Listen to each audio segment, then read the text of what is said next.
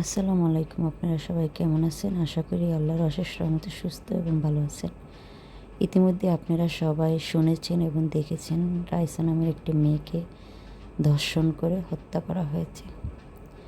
আমাদের এই সমাজে ধর্ষণের কোনো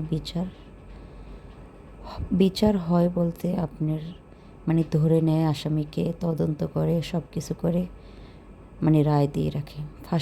ফাঁসি হবে। কিন্তু আমার আমার বয়সে আমি আজ পর্যন্ত দেখিনি যে ধর্ষণকারীর ফাঁসি হয়েছে বা শুনিওনি, শুধু রায় দিয়ে রেখেছে। আপনারা যদি কেউ শুনে থাকেন যে না ফাঁসি হয়েছে, তাহলে আমাকে কমেন্টের মধ্যে জানাবেন। আমি দেখিনি এবং আমি শুনিওনি যে ফাঁসি হয়েছে। আমার এই যে 2টি ফুটফুটি কন্যা সন্তান, আমি সারাক্ষণ এখন ভয়ে এই যে আমার 2টি কন্যা সন্তানকে নিয়ে আমি সারাক্ষণ এখন শুধু ভয়ে থাকি। আরে জানোয়ার, তোদের যদি ঘরে বউ থাকা অবস্থায়ও যদি তোদের এতই চাহিদা থাকে, তাহলে বাজারে যা, বাজারে অনেক মেয়ে পাবি।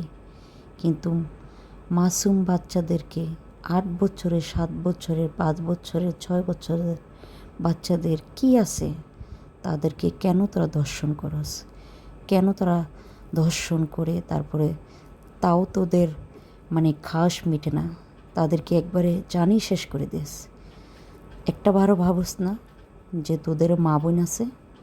হ্যাঁ, তোরা কোনো মায়ের ঘরে জন্মাসনি? তোদের কি বোন নেই? তোদের কি সন্তান তোদের কি সন্তানও নেই? ভাবলাম যে তোদের সন্তান নেই, কিন্তু মা তো আছে।